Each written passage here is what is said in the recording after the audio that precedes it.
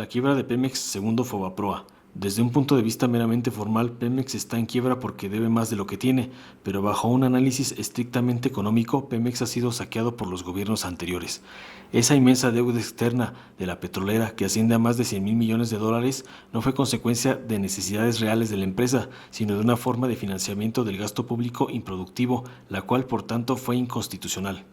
Fobaproa y PAF llegó a alcanzar 100 mil millones de dólares de deuda, 1 millón de millones de pesos de entonces, por lo que se puede decir que la quiebra de Pemex es una nueva versión, solo que este endeudamiento público no ha sido para cubrir deudas y quebrantos de empresarios y bancos privados, sino para sufragar el gasto de operación del gobierno federal durante los 4 sexenios anteriores. Sin embargo, ambos fraudes también tienen en común que el pueblo tendrá que pagar. Como se sabe, el débito gubernamental debe ser destinado a inversiones que produzcan directamente un incremento en los ingresos públicos, excepto reestructuraciones o regulaciones monetarias. Esto señala la Constitución.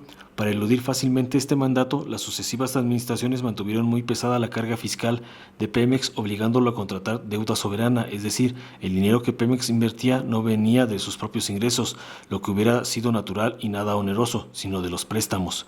Si los impuestos de Pemex hubieran sido fijados según el exacto nivel de su necesidad de operación, mantenimiento e inversión, la empresa no hubiera tenido que contratar deuda, pero el gobierno tampoco hubiera podido financiar sus gastos de operación, los cuales fueron aumentando con enorme velocidad a partir del gobierno de Vicente Fox. En el fondo se trataba de gasto político. Se pasaba el dinero de una caja a otra para poder elevar el gasto no productivo, mientras la inversión de Pemex se tenía que financiar con créditos en el extranjero.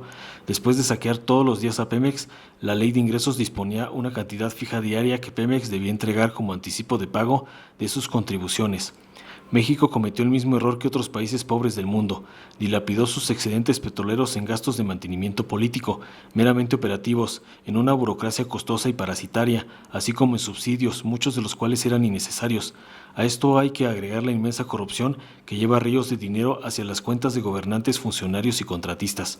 Los sucesivos gobiernos decían que el dinero procedente del petróleo debía ser destinado a cubrir las necesidades de gasto de todos los mexicanos, pero esa afirmación era una mentira. Gran parte del dinero procedente del petróleo se estaba usando en sufragar el gasto administrativo del gobierno. En lugar de usarlo en inversiones productivas petroleras también, la tolerancia hacia la elusión y la evasión fiscal era menos problemática porque más de un tercio del presupuesto se cubría con los excedentes petroleros. En síntesis, todo fue un esquema parasitario hecho por parásitos. En los últimos años, ante la crisis de la deuda pública y bajo la política de extinción de la empresa por quiebra total, Pemex tuvo que reducir drásticamente sus inversiones, cayó la producción y la petrolera fue presentada como el fracaso más grande, aunque corrupción y huachicol seguían hacia arriba.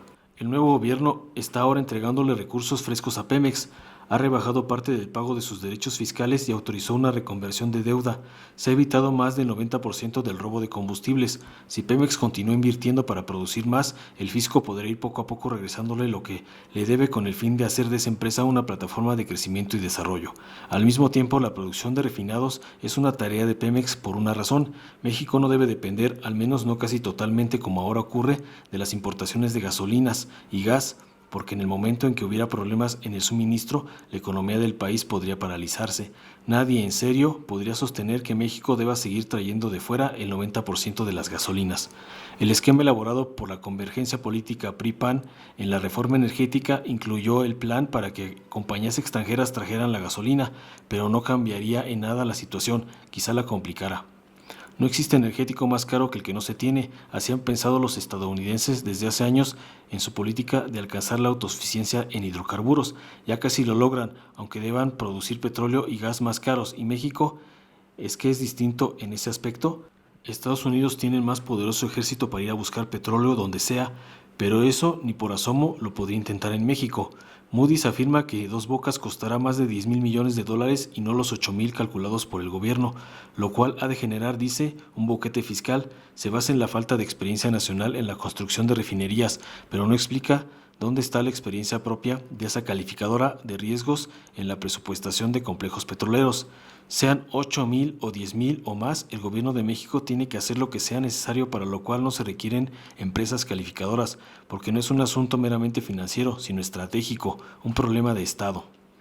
Eso nos lleva a un tema mucho más complejo. Más allá de los viejos conflictos regionales históricos, la globalización no está evitando del todo nuevas contradicciones internacionales. Los desbalances del comercio han vuelto al escenario, como lo indica la guerra arancelaria de Estados Unidos contra China, así como otras medidas tomadas en contra de diversos países, incluido México. Al mismo tiempo, Estados Unidos ha recrudecido su capacidad de bloqueo comercial y financiero contra aquellos países considerados como amenazas o sencillamente de gobiernos indeseables. Pasar de la guerra arancelaria a los bloqueos comerciales y financieros requiere tan solo un paso. ¿Hasta dónde podrían llegar los conflictos dentro de la modernísima globalización? ¿De qué manera y hasta qué punto se podría descomponer la libertad mundial de comercio y circulación de capitales? En verdad no lo podemos saber, sino solo sospechar. Por lo pronto, Dos Bocas debe ir adelante y luego averiguamos. Así se trabajan estos temas. Soy Mr. Politicón, nos vemos en el siguiente video.